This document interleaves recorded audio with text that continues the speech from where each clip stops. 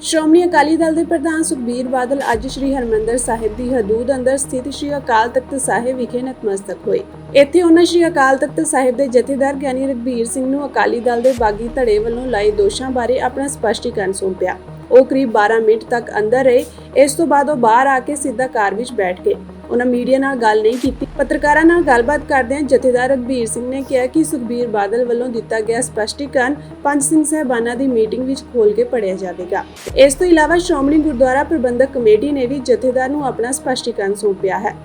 ਅਕਾਲੀ ਦਲ ਦੇ ਸੀਨੀਅਰ ਆਗੂ ਪ੍ਰੇਮ ਸਿੰਘ ਚੰਦੂਮਾਜਰਾ ਦੀ ਅਗਵਾਈ ਹੇਠ ਬਾਗੀ ਧੜਾ 1 ਜੁਲਾਈ ਨੂੰ ਸ੍ਰੀ ਅਕਾਲ ਤਖਤ ਸਾਹਿਬ ਪਹੁੰਚਿਆ ਸੀ, ਜਿੱਥੇ ਉਹਨਾਂ ਨੇ ਸ੍ਰੀ ਅਕਾਲ ਤਖਤ ਸਾਹਿਬ ਦੇ ਜਥੇਦਾਰ ਗਿਆਨੀ ਰਘਬੀਰ ਸਿੰਘ ਨੂੰ ਮੁਆਫੀ ਪੱਤਰ ਸੌਂਪਿਆ ਸੀ।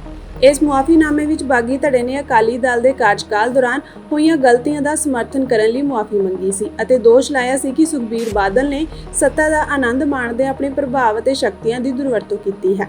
ਸੁਖਬੀਰ ਬਾਦਲ ਨੂੰ 15 ਜੁਲਾਈ ਨੂੰ ਸ੍ਰੀ ਅਕਾਲ ਤਖਤ ਸਾਹਿਬ ਵਿਖੇ ਬੁਲਾਈ ਗਈ 5 ਤਖਤਾਂ ਦੇ ਜਥੇਦਾਰਾਂ ਦੀ ਮੀਟਿੰਗ ਵਿੱਚ 15 ਦਿਨਾਂ ਦੇ ਅੰਦਰ ਪੇਸ਼ ਹੋਣ ਲਈ ਸੰਮਨ ਜਾਰੀ ਕੀਤੇ ਗਏ ਸਨ।